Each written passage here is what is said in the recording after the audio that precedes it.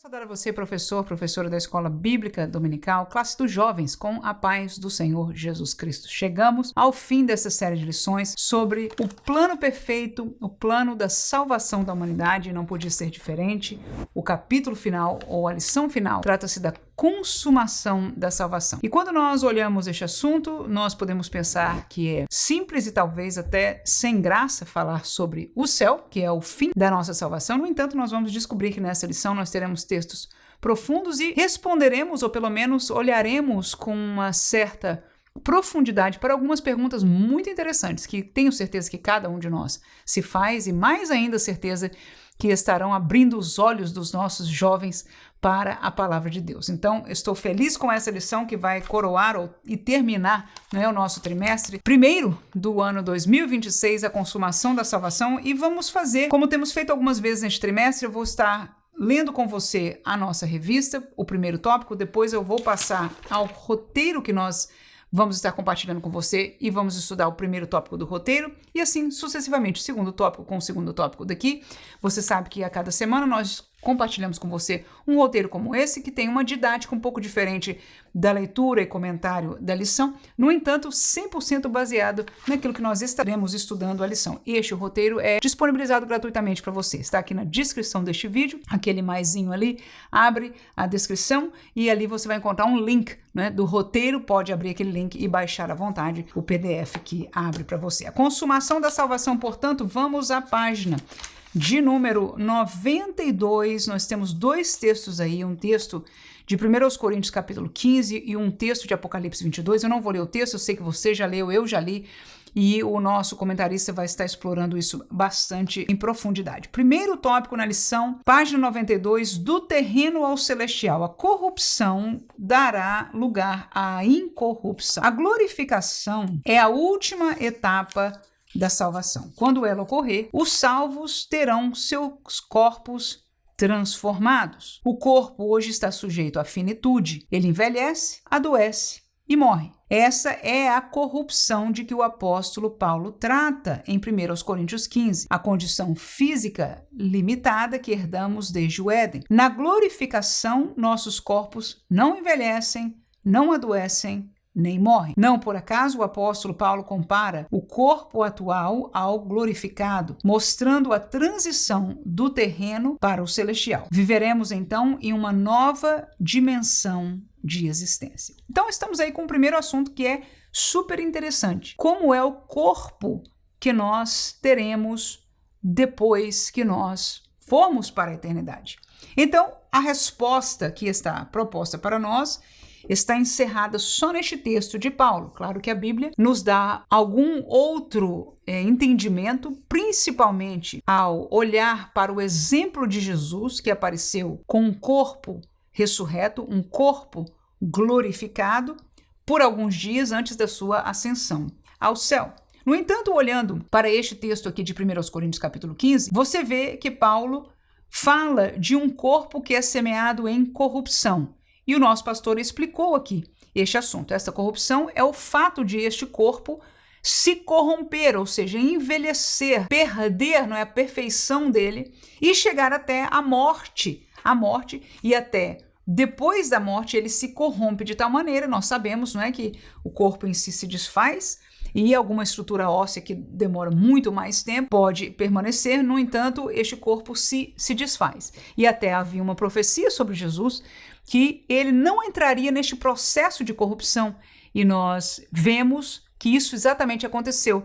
Jesus ressuscitou antes do tempo que esta corrupção ocorresse com o seu corpo, cumprindo assim a profecia que aconteceria com o seu próprio corpo. No entanto, o nosso corpo é corruptível e a palavra de Deus diz que na ressurreição, e vamos fazer uma pausa aí, porque a ressurreição significa alguém que já morreu. Um corpo corruptível que já se corrompeu, há uma corrupção maior do que a velhice, é uma corrupção que nós já mencionamos ela aqui, da morte, ok? Então, de alguma maneira milagrosa, espetacularmente milagrosa, Deus ressuscitará todos os salvos. Em verdade, ele vai ressuscitar todas as pessoas, mas nessa primeira etapa, na vinda de Jesus, ele vai ressuscitar os salvos, ou seja, nós voltaremos, se morremos, ou quem já morreu, voltará a ter um corpo como tinha. Agora, este corpo corrompido não vai mais se refazer nesta forma de corrupção. Ele vai ser revestido da incorruptibilidade, e é o que o pastor está explicando. A dimensão da incorruptibilidade é uma outra dimensão completamente da dimensão terrena, humana. Nós, como seres humanos, estamos presos ao tempo, à matéria e ao espaço. Quando nós falamos de seres espirituais criados, com Deus não se compara, porque Deus tem as características que são só dele. No entanto, ele criou os seres espirituais cujos corpos não são humanos. Então, estes corpos não estão presos no tempo.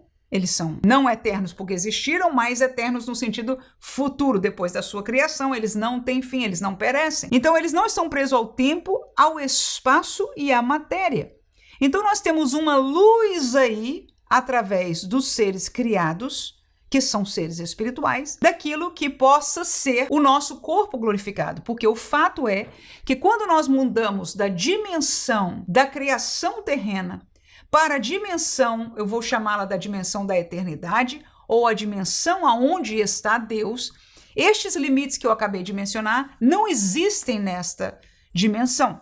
E isso nós entendemos pela própria Bíblia Sagrada. Então eu estou usando uma dica daqui, uma comparação dali, para que a nossa mente vá começando a palpar isso, porque eu quero inclusive já dizer para nós, ou preparar a cada um de nós, e você com certeza deve preparar os seus alunos, que muitas respostas acerca do futuro, acerca de coisas como essa, são mistério para nós. São mistério porque Deus não quis revelar na plenitude, e são mistério, inclusive, pela nossa incapacidade, porque somos humanos e estamos imbuídos nessa dimensão que nós estamos falando dela, de entender essa realidade numa dimensão que nós não a conhecemos. Então, por causa disso, algumas perguntas não serão respondidas plenamente.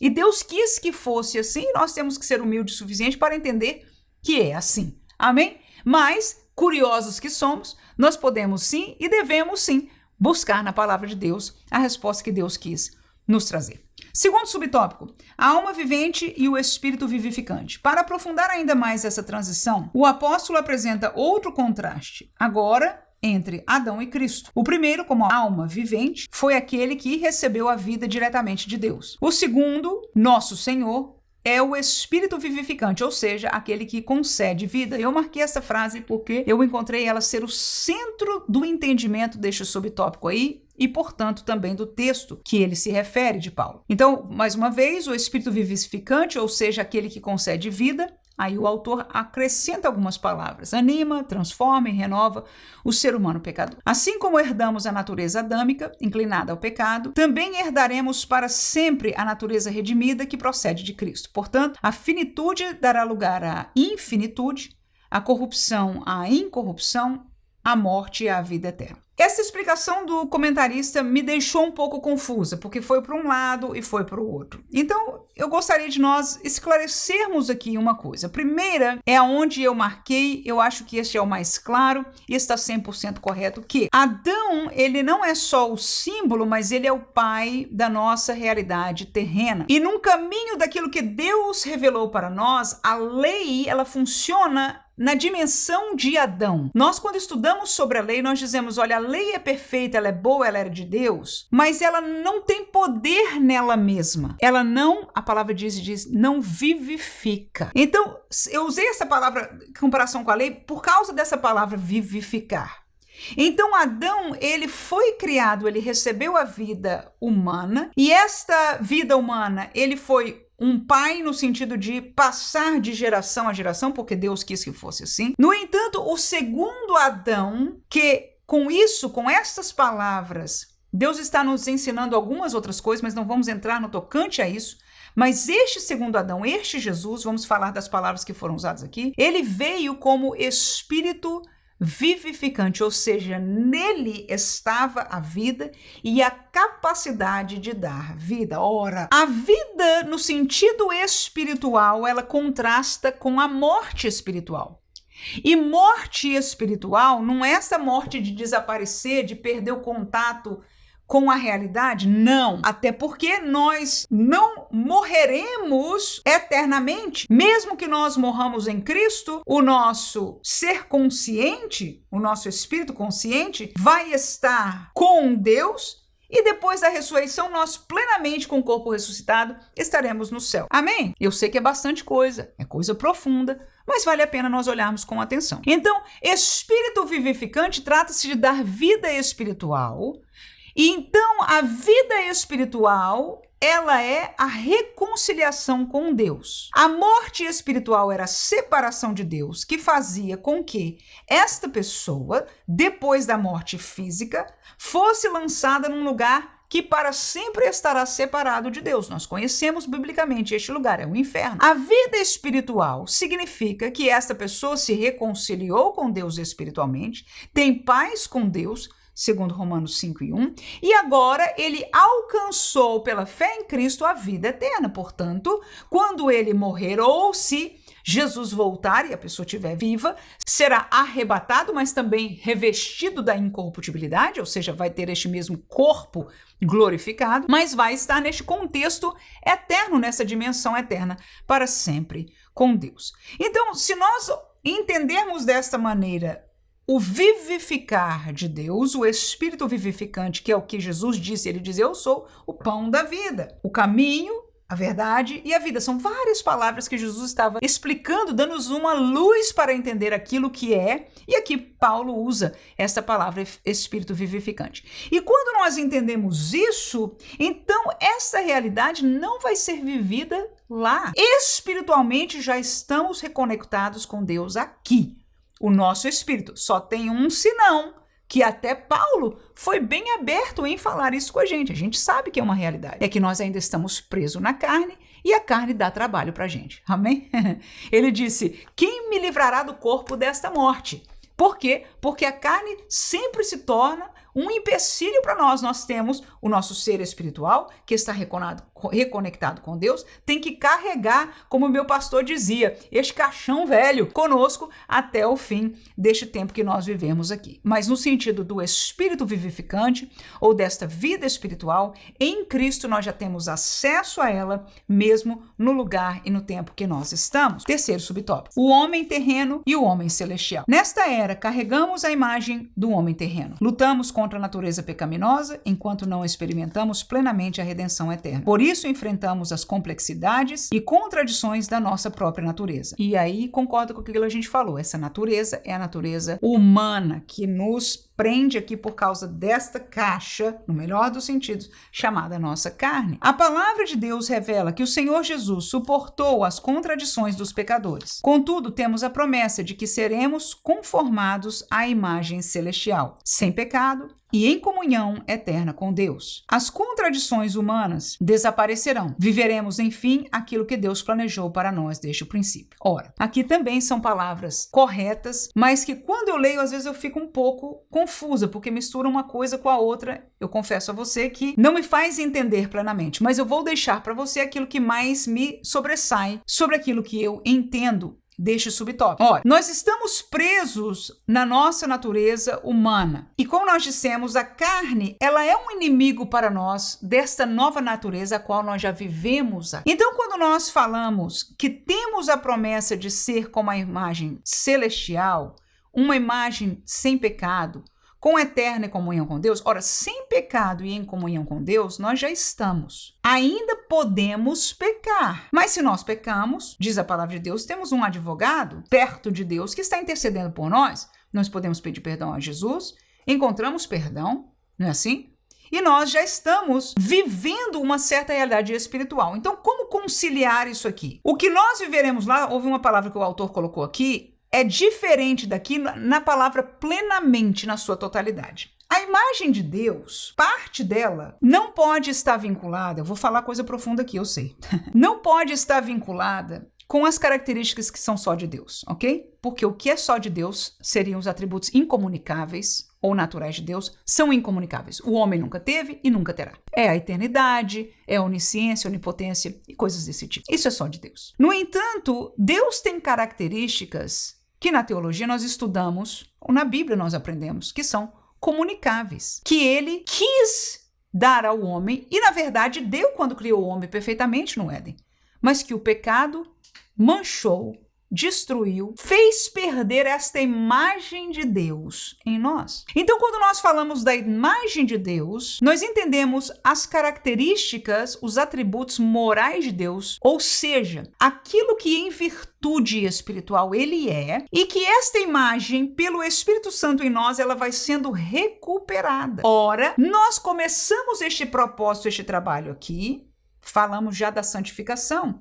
Nós fomos santificados posicionalmente imediatamente quando fomos salvos. Mas há um processo, no grego agiasmos, de uma santificação progressiva. Nós já estudamos sobre isso. E essa santificação progressiva caminha com isso que eu estou te explicando agora, a imagem de Deus. Então, na plenitude, plenamente só teremos lá. Mas já começamos a viver, já temos mais e mais, quanto mais nós nos santificamos, nos aproximamos de Deus aqui, mais nós vivemos conformados a esta imagem. Mas a palavra-chave aqui que diferencia o hoje do eterno é a palavra plena, porque, mais uma vez, nós temos um probleminha aqui, no melhor dos sentidos, é a nossa carne. Então, presos aqui, nós temos esta possibilidade de pecar, possibilidade de cair, não é, nas falácias espirituais ou querer da nossa carne, mas quando tivermos, então, por fim, por toda a eternidade, estaremos livres de qualquer corrupção. Eu penso que nós entendemos bem, vamos aos textos bíblicos através do nosso roteiro. Primeiro tópico do estudo, quanto ao corpo do homem.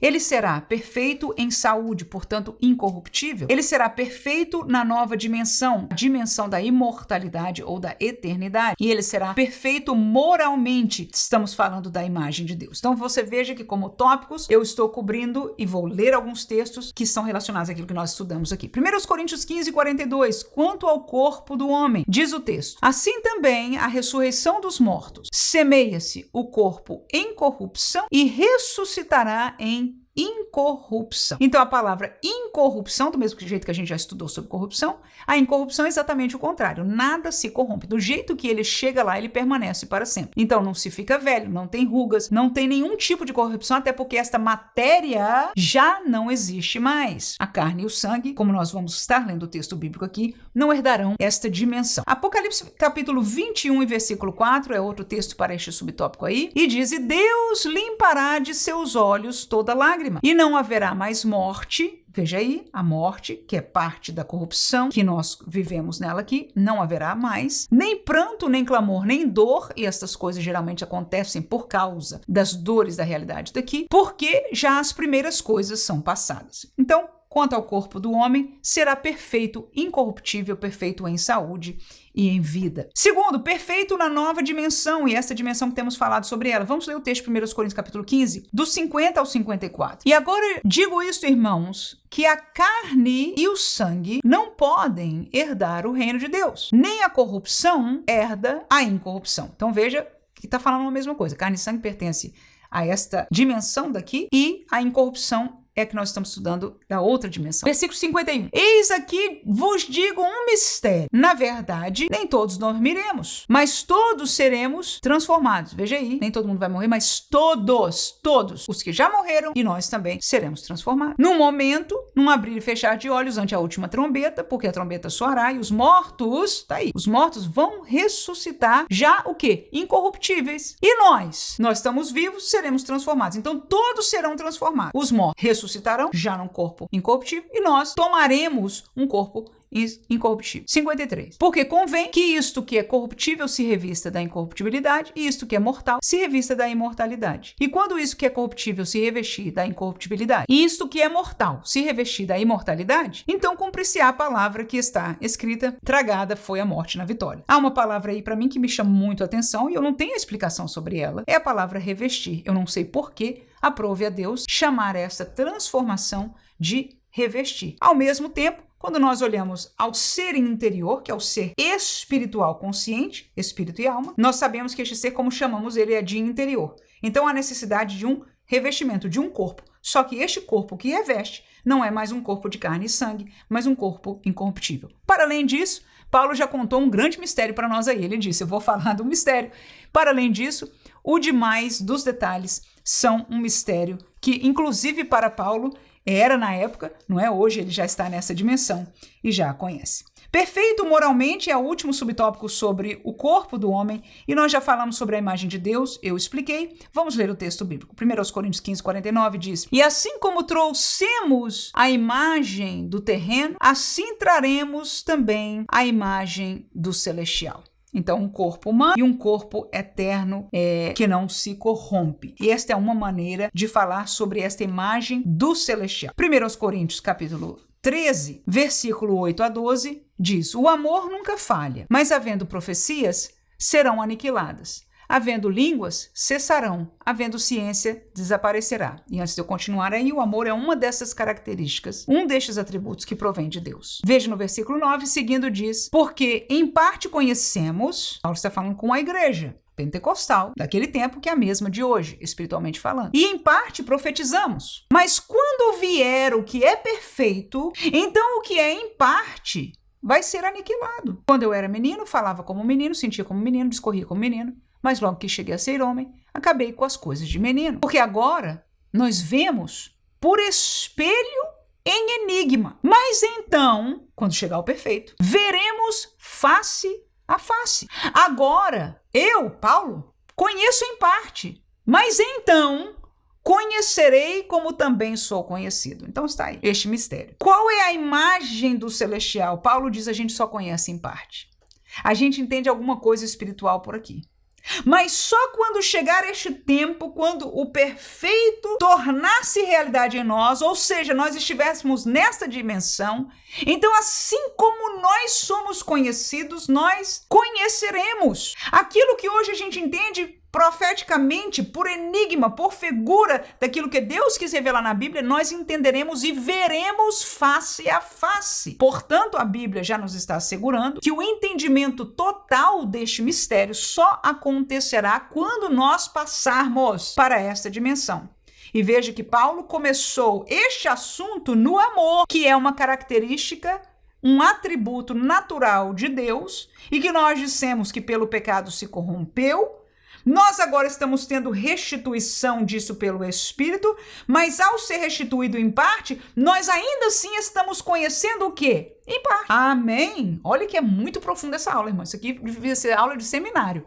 Estamos sendo abençoados pelo Espírito de Deus, pela Palavra de Deus e pela oportunidade que essa lição e este comentarista nos está dando de estudar sobre isso. Tá aí. Então, conhecemos em parte, mas quando chegarmos na dimensão da eternidade, plenamente conheceremos. Segundo tópico da nossa lição, lá no finalzinho da página 93, uma nova ordem do cosmos. O rio puro de água viva. A salvação não será consumada apenas no ser humano, mas também em toda a criação. A Bíblia mostra que o pecado trouxe caos não apenas ao homem, mas a toda a ordem criada. Contudo, Deus consumará sua obra ao estabelecer novo céu e nova terra. Nessa perspectiva, o apóstolo João nos apresenta a cena gloriosa da cidade eterna. Nela, há um rio que flui do trono de Deus. Esse rio, além de seu sentido literal, simboliza a presença contínua do Espírito Santo. Sua presença produz uma restauração completa, na qual pulsa a vida de Deus. São as doces águas do Espírito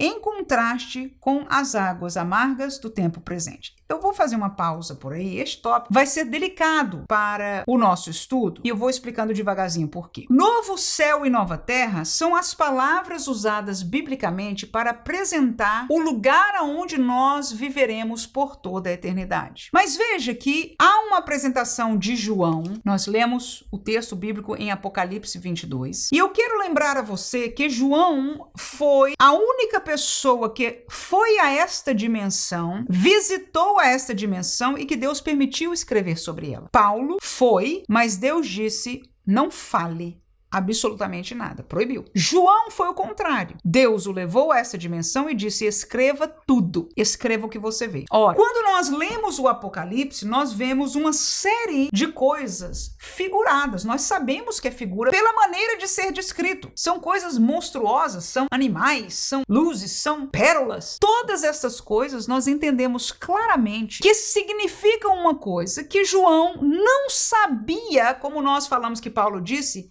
face a face, conhecer como ser conhecido. Mas o que ele viu Jesus mandou ele escrever assim como ele via. Então, quando ele viu um cordeiro no trono, é o que ele escreveu. Ele viu um animal, que era um cordeiro, no trono. Quando ele via um cavalo voando, ele via um cavalo voando. Amém? Então, o que eu quero que nós entendamos, ou tenhamos essa perspectiva quando lemos um texto do Apocalipse, é que o texto do Apocalipse, ele está ensinando uma verdade futura, portanto, já nos dá, aí para os jovens irmãos, isso aí é um presente de Deus, esse entendimento é lindo, é que na dimensão da eternidade o futuro já existe. Eu não vou falar mais sobre isso porque eu falo para você que a mente humana não tem capacidade para entender, aleluia, a verdade, a realidade da dimensão da eternidade. Mas só que entre nós, mesmo que você e eu fique meio tonto de escutar isso, mas escute, por favor. Por quê? Porque o que vai acontecer, João viu, ele não sonhou, ele viu. Amém? Ora, vamos continuar aí. Então, nessa perspectiva do que João viu, eu estou explicando para nós entendermos que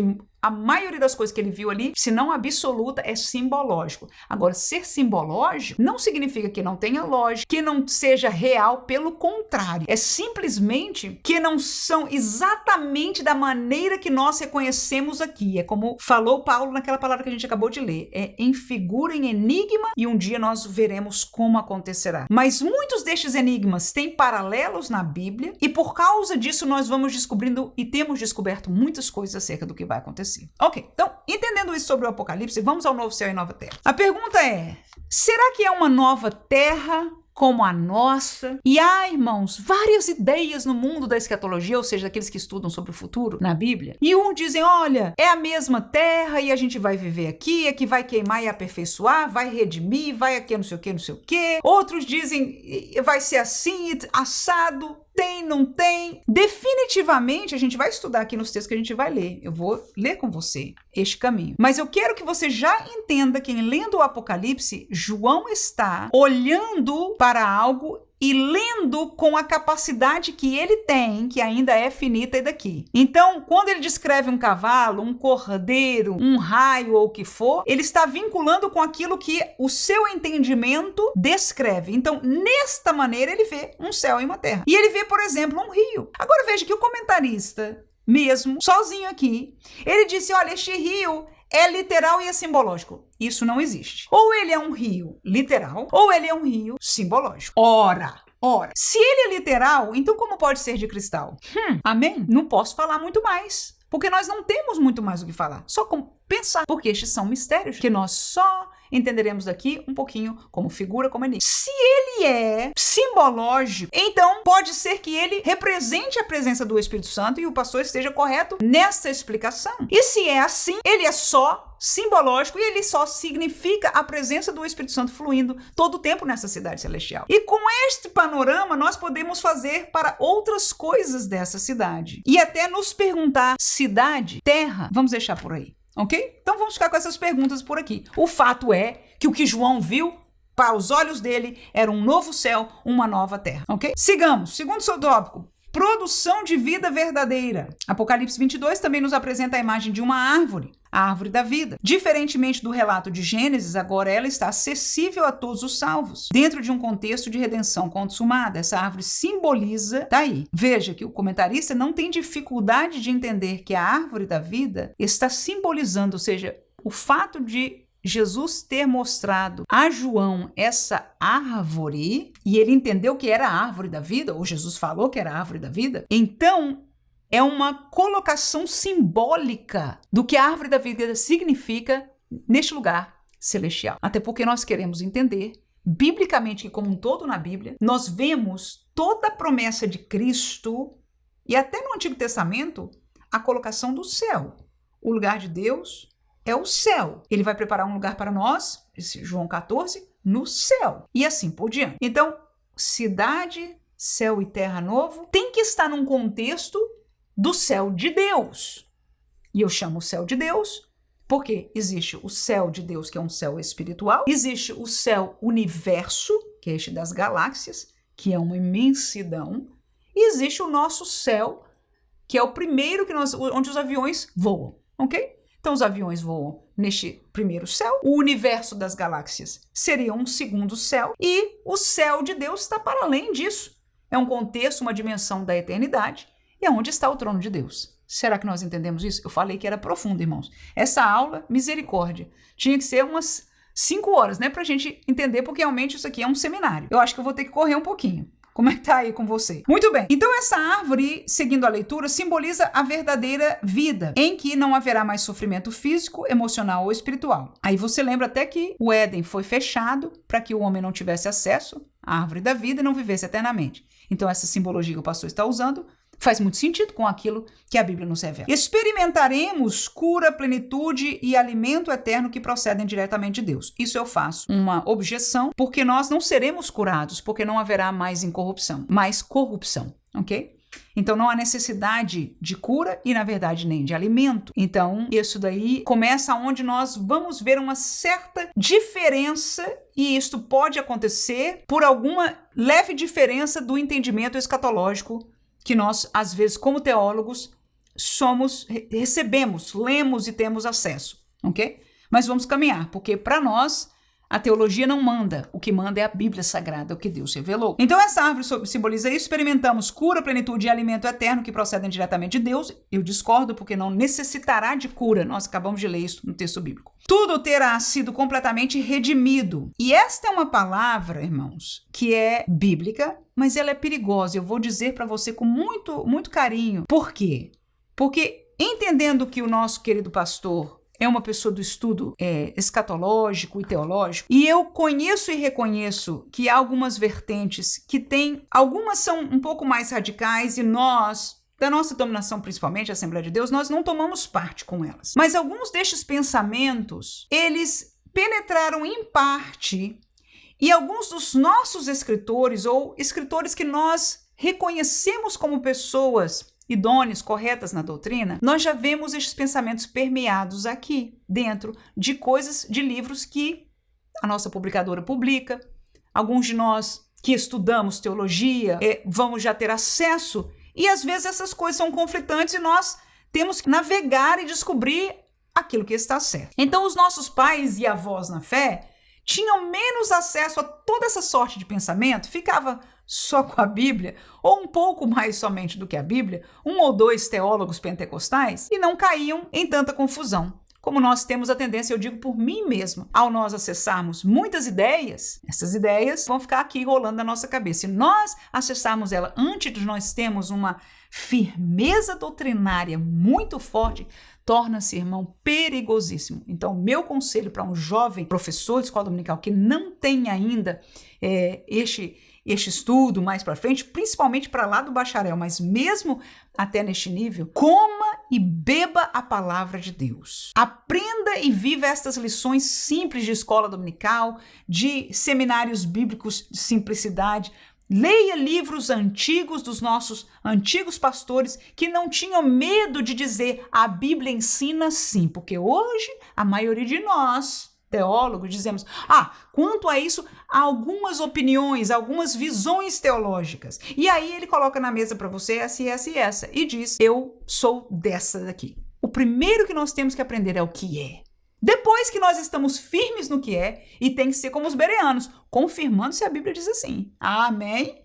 Aí nós estamos firmes, enraizados, e aí nós já temos maturidade de ver um outro material, porque não só pelo Espírito Santo a nós, mas conhecimento das Escrituras, nós vamos dizer, isso não, isso sim. E aí você chega aonde eu estou falando com você. Há coisas que eu leio, eu entendo muitas vezes, eu vejo na nossa literatura, entre uns e outros, resquícios dessas coisas, que não é, no melhor do sentido, culpa de ninguém, mas que nós temos como parte da nossa literatura. Não quero dar mais desculpa, nem causar mais problema, eu penso que já foi mais do que entendida. Com isso, o que eu estou dizendo aqui, agora voltando para o texto, é que tudo será completamente redimido. Vai começar daqui para frente uma série de palavras que a gente tem que tomar cuidado com elas. Qual? Segue aqui. Trata-se de uma forma de vida que para muitos hoje não passa de um imaginário, de um anseio por um mundo melhor. No entanto, essa realidade não é fruto da imaginação humana, mas faz parte do plano de redenção do Deus Altíssimo, preparado desde a fundação do mundo. Ora, então o que o pastor está querendo dizer aqui é que o mundo será redimido, a criação, o resto que não só, a gente já falou de nós, do corpo, ok? Agora do resto da criação. tudo vai ser redimido, e por redimido eu entenderia o quê? Torna-se perfeito como antes do pecado? E aí ele diz, o mundo vai se tornar, a vida vai se tornar aquilo que a gente sonha, como uma vida perfeita, né? Um mundo melhor, que não tem problemas e etc. E o que a Bíblia nos ensina não é que vai ter um mundo melhor, não vai ter como diz aqui, usou a palavra, né? Um mundo melhor. Não vai ter mundo. Nós estaremos no céu. A dimensão é uma dimensão da eternidade. Nós estaremos com o Senhor e todos os salvos de todos os tempos estarão nesta mesma dimensão. Então, não se pode comparar com um mundo melhor. Agora, vou fazer um parênteses aí. Você está pronto para um pouquinho mais? Talvez essa aula você tenha que repartir em 2, né? Volta, não deixa que isso aqui é importante. Mas se você tiver, depois desse tópico, você para e amanhã você volta para o 3º. Ora, há promessas na Bíblia para um cenário neste mundo que é muito melhor, que é de paz, que é com a criação não mais feroz, é o caso da profecia de Isaías, que diz que o leão e o cordeiro ficarão juntos, ok? Ou seja, até a natureza do animal vai mudar. As nações estarão, né, em relação a Jesus e etc., e fala sobre o povo de Deus, e papapá, e até o rio vai mudar alguma coisa, vai abrir, o mar salgado não vai ser mais salgado, e etc. Uma série de coisas aí, sem entrar nos detalhes. No entanto, todas estas colocações proféticas referentes a este mundo vão acontecer no reino milenal, 1000 anos, que o Messias reinará nesta terra. E nós, por acaso, estaremos aqui com ele. Isso não é a dimensão eterna do céu. Para Deus, diz Pedro, o pescador, que não entende nada disso, mas pelo Espírito Santo de Deus, lhe foi revelado. Um dia é como 1000 anos, e 1000 anos é como um dia. Então nós que já neste tempo pertenceremos à dimensão da eternidade, 1000 anos não é nada, irmão. Diante da eternidade, 1000 anos é como um dia. É a dimensão de Deus. É a dimensão de Deus.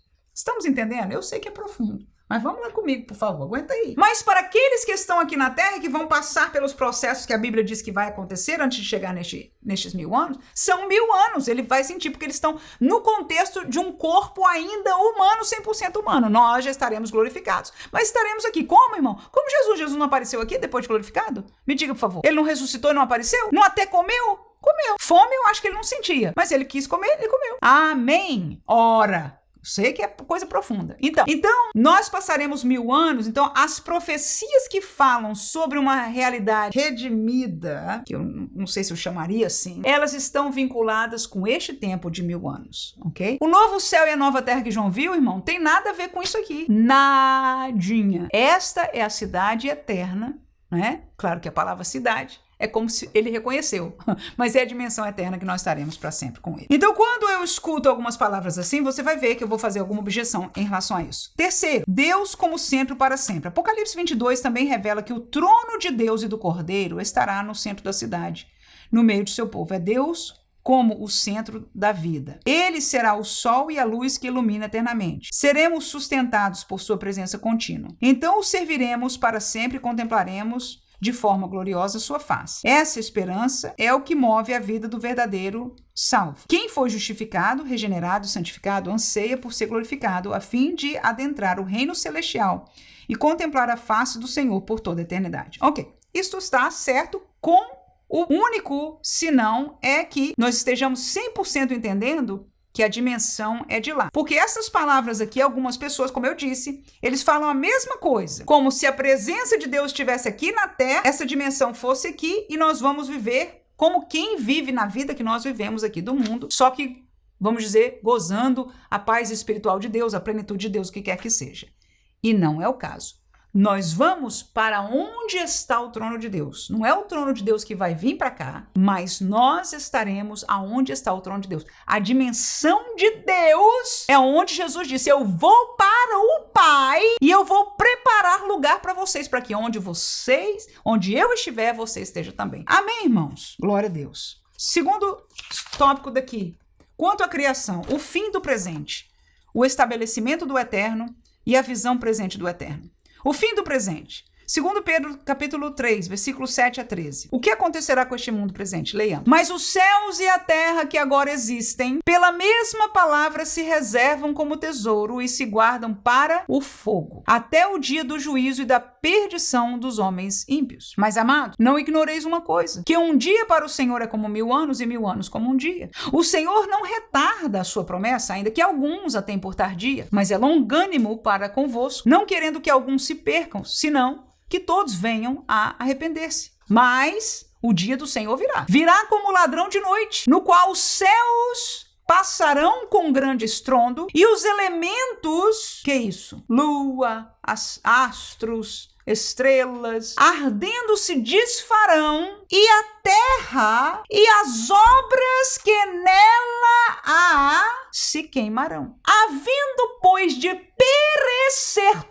todas estas coisas, que pessoas vos convém ser em santo trato e piedade, aguardando e apressando-vos para a vinda do dia de Deus. Qual é o dia de Deus? O dia que os céus em fogo se desfarão e os elementos ardendo se fundirão. Mas nós, segundo a sua promessa, aguardamos o quê? Novos céus e nova terra em que habita a justiça. Pronto. Então, o que Pedro está falando aí é que esta dimensão, com tudo que foi criado nela, está guardada como um tesouro para ser consumada. É o querer de Deus. Ai, minha terra.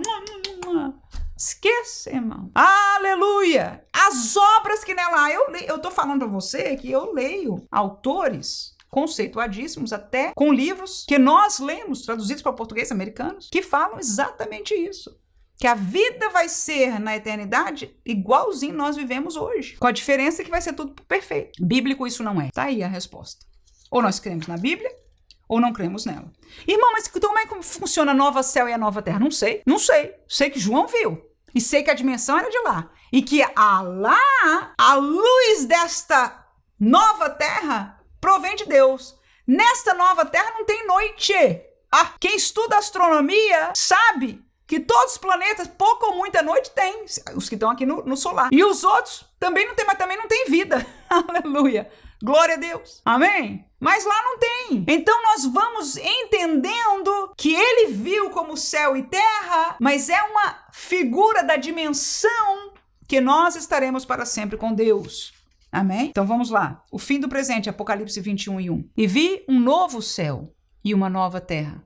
Olha aí o que João disse. Porque já o primeiro céu e a primeira terra passaram, e o mar já não existe. Então lá não precisa de água. O estabelecimento do eterno. Então nós já vimos que esta dimensão, tempo, matéria e espaço, Deus vai querer desfazer-se dela. 1 Coríntios 2:9, ele vai estabelecer o eterno. Já falamos um pouco dele nos textos que nós estamos falando dele, não é? Mas agora vamos trazer mais 2 textos aí. Mas como está escrito, as coisas que o olho não viu e o ouvido não ouviu e não subiram ao coração do homem, são as que Deus preparou para os que o amam. Eu não vou entrar no contexto deste texto, mas essa colocação é válida, porque ela descreve muitas coisas que os nossos olhos não viram e os nossos ouvidos não ouviram ainda, que o nosso coração ainda não consegue imaginar, mas que Deus já tem preparado para nós, ok? Então o eterno, ele é uma dimensão que nós desconhecemos, então não pode subir ao nosso coração, ao nosso entendimento, porque é uma dimensão que nós desconhecemos, e ele preparou este eterno para nós. Apocalipse 21:2-3. E eu, João, vi a santa cidade, a nova Jerusalém, que de Deus descia do céu, adereçada como uma esposa, ataviada para o seu marido. E ouvi uma grande voz do céu que dizia: eis aqui o tabernáculo de Deus com os homens, pois com eles habitará, e eles serão seu povo, e o mesmo Deus estará com eles e será o seu Deus. Então, vamos olhar aí o que é o eterno. O eterno é uma cidade que ele reconheceu alguma coisa na aparência, ou disseram para ele que é alguma coisa com Jerusalém, ele disse: é a nova Jerusalém. Essa cidade, que era de Deus, descia do céu, uma cidade que desce adereçada como uma esposa para o marido. Aí no versículo 3. Então veja que é simbológico. Aí João ouviu uma voz do céu que dizia: este aqui é o tabernáculo de Deus com os homens. Ou seja, onde? Lembra-se da figura do tabernáculo? Do tabernáculo, a figura do deserto, etc. Deus mostrou o modelo. Lembra disso? Deus falou o seguinte: construa-me um tabernáculo. Porque o tabernáculo é a minha presença habitando com vocês. Agora aqui, João ouviu uma voz que dizia: eis o tabernáculo de Deus com os homens, pois com eles habitará. Então o tabernáculo de Deus significa onde Deus habitará com os homens. E eles serão o seu povo, e o mesmo Deus estará com eles, será o seu Deus. Então a presença de Deus naquele lugar, nós por fim entenderemos o que é a onipresença de Deus. É quando nós estivermos nessa dimensão. Então, este é o estabelecimento do eterno. Agora, letra C do nosso roteiro aqui é a visão presente do eterno. Com o que eu quero dizer com isso? Eu vou te ler alguns versículos aí do Apocalipse 21. Okay? Isso é aquela explicação que eu dei. João está vendo o eterno, mas a cabeça dele é igual à nossa. Então, somente o que ele viu lá não é daqui, mas ele descreveu com palavras daqui, porque ele usou a língua que ele tinha, ok? E ele tinha essa cabeça humana, como a nossa. Estamos entendendo? Então, ele, alguém do tempo presente, no caso do tempo de João, mas ainda é, num certo sentido, do nosso tempo. Alguém do tempo presente vendo o eterno. E ele foi a única pessoa que Deus lhe deu esse privilégio com o propósito de revelar para nós. Ele viu e nós sabemos o que ele viu porque ele escreveu. Vamos lá? Apocalipse 21, 10, 11, 12, diz: e levou-me em espírito a um grande alto monte, e mostrou-me a grande cidade, a santa Jerusalém, que descia do céu. E tinha a glória de Deus. Veja, a segunda vez que ela está falando dessa cidade. Agora é um pouquinho diferente, tá? Mas essa cidade tinha a glória de Deus. E a sua luz era semelhante a uma pedra preciosíssima. Como é que a luz dela era como uma pedra? Como a pedra de jaspe, como cristal resplandecente. Está vendo aí, por favor? Como é que ele descreve? Olha aí, que mais? E tinha um grande e alto muro com 12 portas. Irmão, a cidade eterna tem muro? A eternidade? Mas é o que ele viu. E nas portas, 12 anjos. E os nomes escritos sobre elas, as portas, são os nomes das 12 tribos de Israel. Versículo 14. E o muro da cidade tinha 12 fundamentos. E neles, nos fundamentos, estavam os nomes dos 12 apóstolos. Um nome dos apóstolos no fundamento escrito numa cidade eterna. Vamos lá, 16. E a cidade estava situada em quadrado. O seu comprimento era tanto como a largura. E mediu a cidade com a cana até 12.000 estádios. E o seu comprimento, largura e altura eram iguais. Então pronto, você está imaginando aí, por favor? Se isso aí for para o entendimento nosso, a cidade que nós todos vamos, todos os santos de todos os tempos, vai morar num cubo. E um cubo perfeito. Para quem gosta de matemática aí, um cubo perfeito. Tudo igualzinho, para cima, para baixo, para dentro, tudo igual. Ok? Tá aí, foi o que João viu. E o que eu estou mostrando para você aqui é a visão do eterno com olhos, com mente, com palavras daqui. Então o pastor está certo aqui, que estas coisas são simbológicas. Algumas, por causa da própria revelação, nós conseguimos entender. Outras, nós estamos vendo só em enigma. Aleluia. Porque face a face, como é, somente quando nós chegarmos lá. Seguindo aí, versículo 21. E as 12 portas eram 12 pérolas. Pronto. 12 portas, 12 pérolas. Cada uma das portas era uma pérola. E a praça da cidade tinha praça. E a praça era de ouro puro, como vidro transparente. E nela não vi templo. Ora, ele era judeu e olhou para a cidade e não tinha templo. Seu lugar da adoração de Deus não tinha templo. Como não ter templo? Aí ele diz, porque o seu templo é o Senhor, Deus Todo-Poderoso e o Cordeiro. Tá aí. A gente não entende de trindade aqui, mas tá lá a realidade que nós só vamos entender plenamente lá. Tá aí, 23. E a cidade que ele viu, ele tá vendo, irmão, ele tá descrevendo o que ele tá vendo. Com a nossa cabeça humana, com a língua que ele tinha para escrever. Agora foi só traduzida a nós aí em português. E a cidade não necessita de sol nem de lua, para que nela resplandeçam, porque a glória de Deus tem alumiado e o Cordeiro é a sua lâmpada. O Cordeiro se é a lâmpada, irmãos. E as nações andarão à sua luz. Então, peraí, é uma cidade quadrada ou tem nações? E os reis da terra trarão para ela a sua glória e honra. Mas peraí, os reis, mas se são ímpios, são de Deus, reis da terra, a glória deles, tá aí. Todas essas palavras são, algumas delas, entendíveis pela própria revelação, mas a maioria delas nós não entenderemos até chegar lá. Mas o que é importante para eu e você entender aqui é que elas são figuras do eterno, de uma dimensão que nós desconhecemos, mas é lá. Não é aqui. Amém? Isso que é importante saber. Vamos seguir, aí tá terminando. Versículo 25. E as suas portas não se fecharão. Tem porta, mas não vai se fechar de dia, porque ali não haverá noite. E a ela trarão a glória e a honra das nações. Tem nações? E é numa cidade quadrada, cúbica. E não entrará nela coisa alguma que contamine e cometa abominação e mentira, mas só os que estão inscritos no livro da vida do Cordeiro. Então quem entra lá, quem tem o nome escrito no livro da vida, amém! Então eu acho que eu já fiz meu ponto aqui. Terceiro tópico e último da lição. Não vou pedir desculpa pelo tempo que passou, porque se você não estiver feliz em estudar sobre isso, então pronto, não vale a pena. Mas se tá feliz, então continua aí. Vamos juntos dar glória a Deus e aprender um pouquinho mais. Mas agora os pontos mais fortes já passaram, tá bom, irmão? Então agora eu acho que vai ficar mais leve aqui. Vivendo o futuro glorioso no presente trabalhoso. Oh, meu Deus.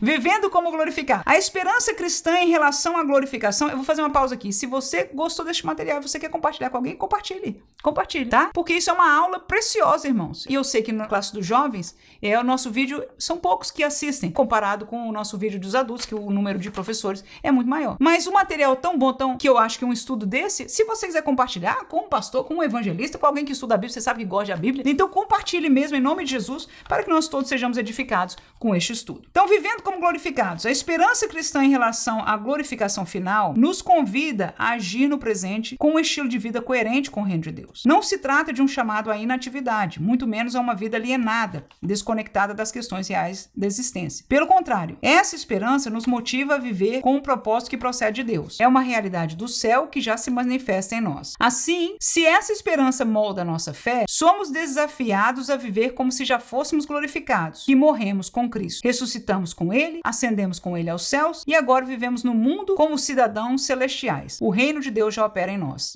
Isso aqui parece que eu estou lendo o escrito destes livros. Volto a dizer, eu poderia tranquilamente, com todo o coração e alma limpa, dizer, olha, sim, mas com luzes vermelhas para todo lado. Mas seria mais fácil eu dizer não. Nós não vivemos como se já fôssemos glorificados. Não. Nós vivemos como já sendo redimidos. Espiritualmente nós já temos, nós falamos isso no primeiro tópico, nós já fomos transformados, posicionalmente nós já somos de Deus, nós já vivemos a realidade espiritual, temos acesso em parte. Tem um texto que fala aos Hebreus, que diz aquele que já provou dos bens futuros. Estes bens futuros, essa virtude do tempo futuro, é o que nós já provamos aqui, porque nós temos o Espírito em nós temos uma vida transformada, nós nascemos de novo. Então, essa experiência espiritual que o crente tem é como se fosse a porta de abertura, o contato espiritual com aquilo que é de Deus. E por causa disso nós temos. Mas a realidade do nosso corpo não nos permite viver como glorificados. A carne nos tenta, o mundo nos tenta. Então, nós temos que lutar e chegar ao fim. E quando chegarmos ao fim, então passaremos. E isso, irmãos, é Bíblia. É Paulo dizendo, não acha que ainda tem alcançado, mas prossigo para o alvo. É para todo lado, irmão. Por favor. Por favor. Então, eu teria muito cuidado com essa colocação. Eu não critico no sentido de que seja erro, mas acho que é fruto daquilo que eu expliquei para os irmãos. É que nós, como estudantes de teologia, como teólogos, como pessoas que somos lidas, então nós rejeitamos estes extremos quando eles apareceram por aí, mas algumas dessas coisas, por algumas pessoas que estão bem conceituadas por nós, foram sendo escritas e foram permeando.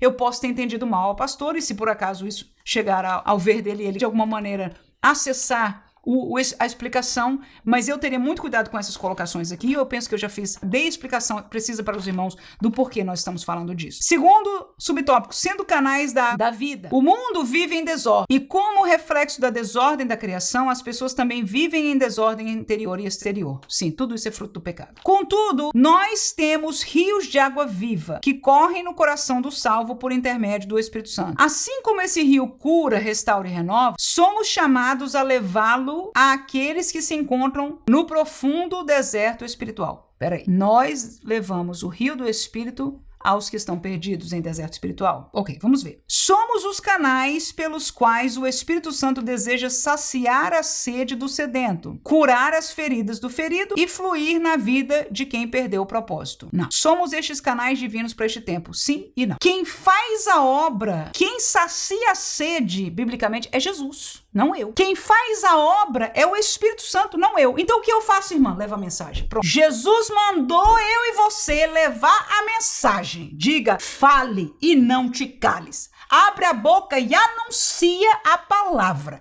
Pregue a tempo e fora de tempo. Ide por todo mundo e pregai o evangelho a toda criatura. É isso que ele mandou fazer. Agora, como funcionou pra gente? A gente estudou o trimestre todinho como funciona isso. A gente funcionou em nós. A gente sabe que é assim mesmo que funciona. A gente ouve a palavra, o Espírito Santo convence, transforma e o rio corre de nós. Vai correr neles se eles receberem a palavra. Se arrepender. Então nós somos canais da palavra, do caminho para Jesus Cristo. E temos esta missão que diz a Bíblia que os anjos queriam ter e não tem. Aprove a Deus dar a nós. Amém? Glória seja dada ao nome de Jesus. Então qual é o nosso papel aí? Anunciar, apregoar, de dia e de noite, sobre os telhados. Aleluia. Então nós somos veículos da mensagem. E tem mais, dos sinais. Porque os sinais manifestam, chama a atenção do povo para saber, Deus está neste assunto. Então a igreja prega e a igreja opera sinais. Então vamos, igreja, orar, jejuar e pedir ao Senhor, Senhor, me use com sinais, que haja cura, que haja sinais evidentes, como Jesus evidenciou os sinais que Jesus fez, a gente tem que fazer. Aleluia! Foi o que Jesus mandou. Ou será que eu estou errada? Por todo mundo pegar o evangelho de toda criatura, e estes sinais seguirão os que crê. Em meu nome. Aleluia! Então é isso. Aqueles sinais ali são para nós. Ele diz, vocês farão as obras que eu faço, e até maiores, porque eu vou para o Pai. Ou seja, a igreja continua a missão de Cristo, que foi o quê? Em relação ao perdido, evangelizar. Ele morreu, ele foi o cordeiro, ninguém pode ser isso, só ele fez, ele cumpriu essa obra. Mas a obra, em relação ao mundo, evangelizar, ele disse à igreja, vocês continuam, até que o tempo do gentio se cumpra. Glória a Deus. Amém? Aí vai começar aquele negócio de outro reino e etc, o negócio dos judeus, e não é pra gente mais. Nós vamos estar onde, irmão?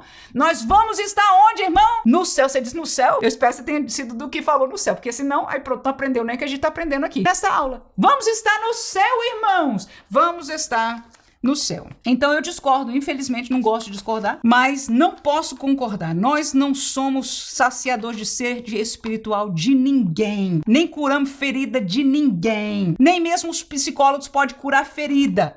Nós temos acesso a dimensões, a coisas humanas, podemos orar, agora Deus pode curar. Deus pode curar. E cura corpo, e cura alma, e cura espírito, que o espírito é o primeiro a se salvar. Ele pode curar tudo, irmãos, ele pode curar tudo. E nele há cura. Nele há saciada a sede, pelo poder do nome de Jesus. Amém? Terceiro subtópico, uma mentalidade teocêntrica em um mundo antropocêntrico. Viver com Deus no centro de tudo é caminhar na contramão de um mundo que coloca o ser humano numa posição que deve pertencer somente ao nosso Deus. Por isso, os valores do mundo são outros. Suas prioridades são diferentes, seu estilo de vida é distinto, suas decisões seguem outra lógica. Em contraste com o mundo centrado no ego, o salvo vive centrado em Deus por meio de seu Filho na força do Espírito Santo. Amém. Seus valores refletem os de Cristo, suas prioridades estão alinhadas com as de Cristo, seu estilo de vida imita o de Cristo e suas decisões são guiadas pela vontade de Cristo. Irmã, isso aqui parece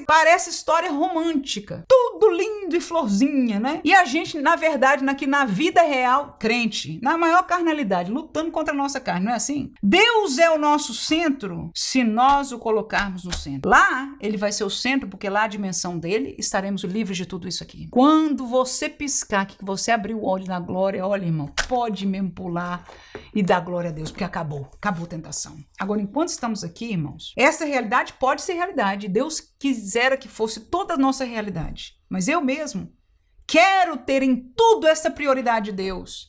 Viver só nas coisas de Deus. Mas para ter um pouco disso, eu tenho que lutar muito, irmão. Eu tenho que lutar muito. Então, e quando eu disse essa palavra romantizada, essa é uma palavra de literatura que se fala, mas eu quero dizer, porque volto a trazer uma comparação, é que essa literatura que nos tem sido acessada hoje tenta fazer com que nós, crentes, vivamos neste mundo que vai passar, que não vai permanecer, e cuidemos dele, centremos nele. Aí vem com essa história do reino inabalável, que nós já somos cidadãos dele aqui. Sim, mas as demais coisas que estas literaturas têm acrescentado, não. A começar de uma visão escatológica errada.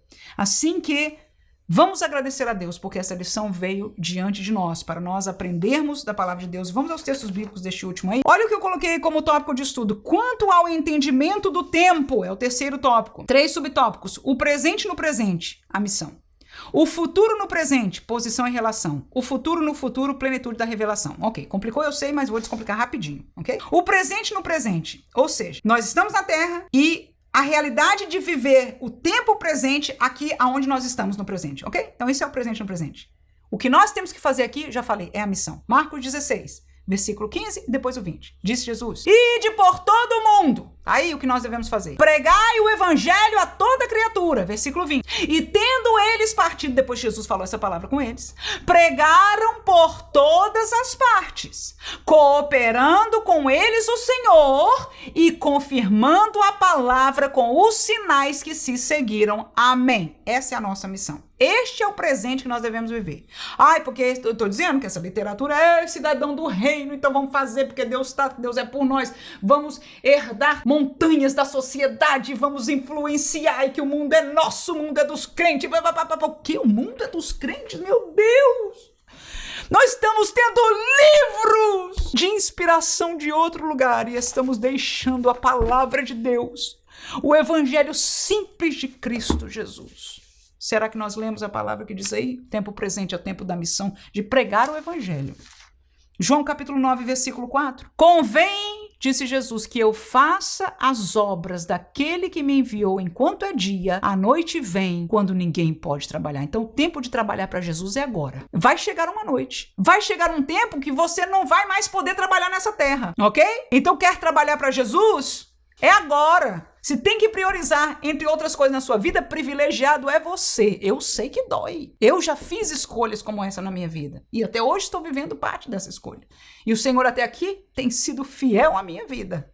Agora eu sei que são poucos que escolhem priorizar e eu sei que muitos nem podem. Não podem, gostariam. Alguns estão até no ministério e ainda têm que trabalhar fora porque não podem se sustentar. Eu entendo perfeitamente.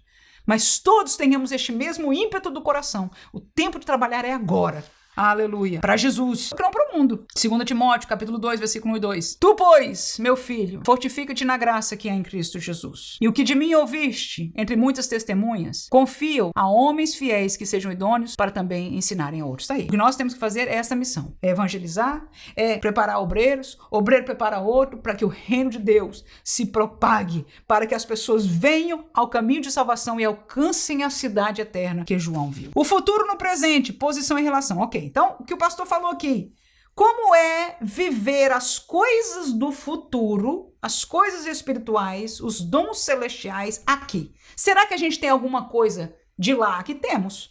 E essas coisas estão relacionadas com essas duas palavras, nosso posicionamento espiritual e o nosso relacionamento para com Deus. Então, no tocante espiritual, a nosso posicionamento, nós já saímos das trevas, não é isso? E já estamos na luz, nós pertencemos a Deus, mas estamos aqui. E a nosso relacionamento, porque pertencemos a Deus, nosso relacionamento ainda foi selado pela presença do próprio Espírito Santo de Deus. Então não há como, em termos de abertura, ser maior do que isso. Aleluia, agora cabe-nos a nós trabalhar este relacionamento, porque relacionamento é isso. 2 Coríntios capítulo 5, primeiro em diante diz, porque sabemos que se a nossa casa terrestre deste tabernáculo se desfizer, temos de Deus um edifício, uma casa não feita por mãos, eterna. Aonde? Nos céus. É por isso também gememos, desejando ser revestidos da nossa habitação que é do céu. Corpo glorificado, revestidos. Se todavia, estando vestidos, não formos achados nus. Algum problema aí dentro. Porque também nós, os que estamos neste tabernáculo terrestre, gememos, carregados, não porque queremos ser despidos, mas revestidos, para que o mortal seja absorvido pela vida. Veja que está paralelo àquele texto que nós estamos lendo de 1 Coríntios. Ora, quem para isso mesmo nos preparou foi Deus, o qual nos deu também o penhor do Espírito. Então, este desejo espiritual de ser revestido do eterno é o preparo de Deus, do Espírito de Deus no nosso coração. Segue aí. Pelo que estamos sempre de bom ânimo, porque o meu partido vai ganhar. Não. Sabendo que enquanto estamos no corpo, vivemos ausentes do Senhor. Tá aí. Temos um relacionamento, mas estamos longe dele, porque andamos por fé e não por vista. Mas temos confiança e desejamos antes, porque o Espírito está em nós. Então este novo ser espiritual em nós faz-nos desejar deixar este corpo. Gente, peraí. Crente que é crente deseja deixar este corpo para habitar com o Senhor. Mas nós estamos desejando mais anos aqui, mais dinheiro aqui, mais posição aqui, mais tudo aqui, olhando para cá e etc. Estamos caindo numa falácia de um evangelho que diz: nós vamos influenciar, e nós vamos vencer, e nós vamos encher o mundo. O mundo? Irmãos, será que nós estamos vendo? Por favor? Será que nós já não temos provas escriturísticas com todos estes textos aqui suficiente de que este é o evangelho de Cristo? Versículo 9. Pelo que muito desejamos também ser-lhe agradáveis, quer presentes, ser ausentes. Por que nós queremos ser agradáveis a Deus? Porque nós já fomos transformados, irmãos. Porque Ele nos deu uma esperança viva. Porque a nossa alegria não está mais aqui. Vivemos, como Paulo diz, eu sei ter muito e sei ter pouco. Porque não é que o pouco não doa, dói, mas a minha esperança está lá. Eu sei que isso é passageiro. Porque todos devemos compadecer ante o tribunal de Cristo, para que cada um receba o que tiver feito por meio do corpo, quer bem ou mal. Ou seja, a gente vai prestar contas lá. Aleluia. Mas isso aqui é passageiro. Amém. 1 Coríntios 6:20. Porque fostes comprados por bom preço. Glorificai, pois, a Deus no vosso corpo e vosso espírito, os quais pertencem a Deus. Então veja que eu estou tentando explicar aquilo que o pastor colocou as palavras. E eu falei que não está de tudo errado, mas que a dimensão disso aí é um pouco diferente, é espiritual. Está aí. Então, porque nós fomos comprados pelo bom preço do sangue de Jesus, então não é uma coisa de, tudo flores e eu vou viver como coisa de Deus na perfeição. Não, irmãos. Mas porque Deus fez Jesus Cristo pagar com o seu sangue, aleluia, nós devemos glorificar a Deus no nosso corpo e no nosso espírito, os quais pertencem a Deus. Então é entender que precisa esmagar, não é uma coisa fácil, não é uma coisa simples. É dizer para o corpo: você pertence a Deus. Não venha gritar para cima de mim, querer as podridões deste mundo. Esta aparência, esta essência, esta realidade que você deseja é do mundo e não é de Deus. Está aí. Fomos comprados pelo sangue de Jesus. Ou será que isso não tem valor para nós? Não é que não tem valor, é que nós precisamos ouvir esta palavra de Deus para que esta fé e este entendimento espiritual se esclareçam em nós. Porque, infelizmente, muitos púlpitos, muitos grandes eventos para os jovens não falam nada disso. Pelo contrário, estão ensinando este outro evangelho, que não é o nosso. Por favor, me entenda. Por favor, em nome de Jesus. Este evangelho que eu estou falando dele não é o nosso. Como eu disse aqui com muitas palavras enfáticas e piedosas, muitos de nós, estamos, às vezes, olha, se não tomarmos cuidado numa outra coisa, a gente escapa aí. Por causa da teologia, por causa do que se lê dos grandes. Primeiro lugar, nos ancoremos na palavra de Deus. 1 João capítulo 1, versículos 6 e 7. Se dissermos que temos comunhão com Ele e andarmos em trevas, mentimos e não praticamos a verdade. Mas se andarmos na luz, tá aí o que é a dimensão de andar na luz. Se somos dele, mas andamos em trevas, é mentira. O que é andar em treva em pecado, irmão? Mas se andarmos na luz, se a gente está andando na luz, negócio de ter, sou do reino de Deus, está andando na luz, como ele na luz está, então nós temos comunhão uns com os outros. E o sangue de Jesus Cristo nos purifica de todo o pecado. Então a gente não tem comunhão com o pecado, a gente tem comunhão com a igreja, ama a igreja, quer vir para a igreja, quer estar com os santos na igreja e não tem comunhão com o pecado. Tá igualzinho nós, né, irmão? E se você é crente desta posição, agora tem lágrimas descendo do seu olho, porque você está entendendo espiritualmente o que nós estamos lendo aqui pela palavra de Deus. Aleluia. O que mais? Romanos 8, 18 e 23. É muito texto. Falei que esse estudo é profundo. Versículo 18 diz: porque para mim tenho por certo que as aflições deste tempo... Então o que eu estou falando? O tempo presente. Vamos conectar o presente com o futuro. É do futuro, mas eu estou aqui no presente. O que eu vivo do futuro no presente? Tá aí, eu botei exatamente por causa deste tópico, eu botei um monte de citação bíblica, tá aí. Versículo 18. Diz Paulo: porque eu tenho para mim, por certo, que as aflições deste tempo presente, os sofrimentos do tempo presente, não são para comparar com a glória que em nós há de ser revelada. E não só ela, mas nós mesmos que temos as primícias do Espírito, também gememos em nós mesmos, esperando a adoção, a saber, a redenção do corpo. Ter o corpo glorificado, revestido da imortalidade. Pronto. Nós estamos aqui na aflição, gemendo, esperando o quê? Que essa glorificação aconteça, porque a glória de lá não tem comparação. Então quem vive no mundo, irmão, mesmo que viva até relativamente bem, vive em aflição.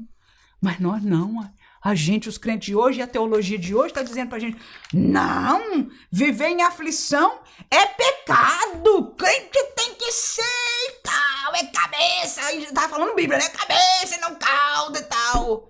Aí um homem, que não é um homem qualquer, chamado Jesus Cristo de Nazaré, ele disse, no mundo tereis aflição. Paulo usa estas palavras e nós temos um evangelho que diz aflição não é para crente. Isaías 55 foi um texto que foi mencionado pelo pastor aqui. Versículo 1, só que eu não vou ler só um.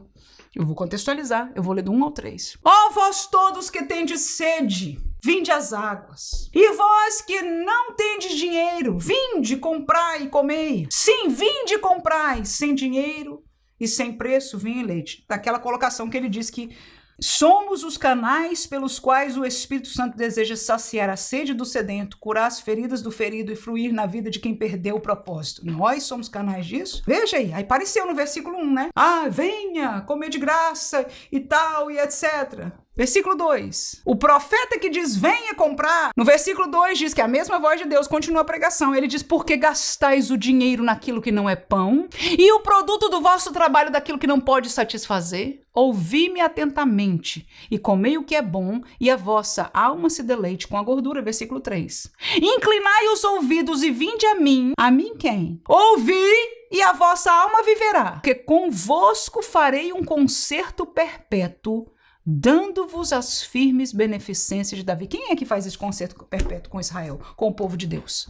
É Deus, irmãos. Então é Deus que está falando, não é o profeta. Então vinde a mim e a vossa alma. Ouvi a minha palavra e a vossa alma viverá. Então vós que tem sedes, vinde. Eu coloquei para ficar claro de que quem está falando essa palavra é Deus, porque quem sacia, quem pode dar, quem faz a obra no homem que, como ele disse aí. Então para de fazer isso. Se arrependa, incline os ouvidos e venha para perto de mim, para me conhecer, para receber e estar neste lugar. Romanos capítulo 12, 1 e 2, com isso nós terminamos esse subtópico aqui. Rogo-vos, pois, irmãos, pela compaixão de Deus, que apresenteis o vosso corpo em o quê? Sacrifício vivo. Então tá aí. A nossa realidade do eterno agora começa, porque daqui a pouco tem palavras bonitas. Eu fico feliz também, eu também gosto de um monte de coisa boa. Ninguém gosta de sofrer, não. Eu gosto de coisa boa, gosto de bênção de Deus, gosto demais. Mas a palavra da Bíblia, a palavra de Deus é a revelação completa. Então ele diz, Paulo, rogo-vos pela compaixão de Deus,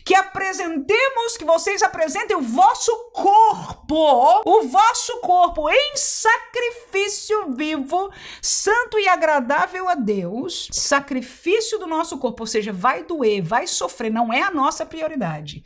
E ele diz que é o vosso culto racional. Deus é cultuado porque nós sabemos, nós não estamos em transe espiritual ou em transe de qualquer coisa para adorar, para viver no que é de Deus, na dimensão. Não, irmãos, nós entendemos a palavra de Deus com este raciocínio que Deus nos deu, nós aceitamos, nós entendemos e nós decidimos viver em completa harmonia, em completa obediência à vontade de Deus. Segue o apóstolo Paulo, não vos conformeis com este mundo. O que é do mundo não é bom, e estamos nós, não, e tal, e até, não conforma porque nós vamos fazer melhor. Não, irmãos, não é isso aí que está falando a palavra. Não se conforme com o mundo, mas transformai-vos pela renovação do vosso entendimento, do vosso culto racional, do entendimento da vontade de Deus, para que experimenteis qual seja boa, agradável e perfeita vontade de Deus. E quando nós lemos isso, vou transformar no entendimento, né? Muitos cursos, muitos seminários, muitas palavras de bênção vão transformar. E é o entendimento, você muda a sua mente, muda a sua vida e etc. E você vai viver a vontade de Deus. Mas eu lembrei você, comecei no versículo 1 de propósito. Tudo começou apresentando o vosso corpo como um sacrifício. Então, agora cabe a mim e você ligar essas duas coisas. Num Deus que é o nosso culto racional, ao qual nós temos que conhecer. Ninguém pode adorar ao que não conhece. Relacionamento prevê que nós conheçamos. E ele abriu a porta para o conhecimento, mas há preço para se relacionar, há preço para conhecer. E o preço é gastar tempo com essa pessoa, com aquilo, no caso da palavra de Deus, que é a revelação de Deus para nós. E o futuro no futuro? Falamos do futuro no presente, é o que nós já estamos vivendo aqui. Texto suficiente, mais do que suficiente. E o futuro no futuro é quando a gente chegar lá. Plenitude da revelação. 1 João capítulo 3, versículo 2. Amados, agora somos filhos de Deus. É verdade. Mas ainda não é manifesto o que havemos de ser. Mas sabemos que quando ele se manifestar, seremos semelhantes a ele, porque assim como é, o veremos. Então, há um paralelo do que Pedro disse, do que Paulo disse, agora João está dizendo. Apocalipse 22 e 14, diz o texto: bem-aventurados aqueles que lavam as suas vestiduras no sangue do Cordeiro, para que tenham direito à árvore da vida e possam entrar na cidade pelas portas. Esta vai ser a plenitude. Ali a gente vai entender o que é a árvore da vida, mas a gente já sabe que é a eternidade. E vai entrar nessa cidade que João viu e a gente ficou aqui, eu parei de propósito, determinados detalhes que a gente fica confuso, o que é assim, é assado, e etc. Como pode ser? A gente não sabe, mas a plenitude da revelação destes bem-aventurados que sou eu e você. Então, tendo esta esperança, Paulo diz, quem tem esta esperança, purifica-se a si mesmo, tá? Então, nós nos esforçamos porque o céu é uma realidade. Nós nos esforçamos porque a ressurreição é uma realidade. Paulo disse, se não fosse, é melhor comer, beber e viver essa vida igual todo mundo, mas porque Cristo foi a primícia dos que dormem. E ressurreição é uma realidade. Então, vale a pena viver uma vida piedosa, santa, justa e viva. Aleluia, porque aqueles que estão no caminho estreito serão os que alcançarão a vida eterna. Eu já vi agora a hora, nunca tive uma classe deste tamanho, né? A não ser em algumas classes que nós fizemos ao vivo, que chegou a ser até maior do que essa, mas as aulas últimas do trimestre, geralmente a visualização é menor ainda. Mas se você veio aqui e está me ouvindo no fim da aula, ficou 1h30 assistindo essa aula, e foi abençoado, dê glória a Deus, aleluia. Se você ainda não é inscrito no canal, se inscreve no canal. É uma ajuda que você pode fazer por mim, não por mim diretamente, porque eu não ganho diretamente nada com isso, mas para que este canal alcance mais pessoas. E volto a dizer, sugerir a você, que se você tem alguém que você conhece, um jovem, algum que gosta da palavra de Deus, que ama o Senhor, que precisa ouvir uma palavra como essa, ainda que eu sei que houve algumas coisas, né, que nós contradizemos, falamos alguma coisa de hoje, mas são exatamente estes jovens que estão ouvindo um outro evangelho, que possam ouvir a verdade. A decisão é de cada um, nós não podemos decidir por ninguém. E é você, professor, que vai agora, depois de ter ouvido tudo isso e diz, meu Deus, e agora como é que eu vou ensinar sobre isso? Deus vai te dar graça. Assista de novo alguma parte, tome nota, faça agora, tome um tempo, eu espero que você tenha assistido a tempo para poder tomar tempo para refletir, decidir do que fazer, o que colocar na sua aula. E a minha oração será com você, para que Deus use e te dê sabedoria, amém? Que Deus possa continuar te usando, não só no fim deste trimestre, mas no começo de um novo trimestre, que vai ser bastante desafiante com os temas que nós já temos, né, para o trimestre que vem. Espero que você esteja comigo no próximo trimestre. Deus abençoe em nome de Jesus. Amém.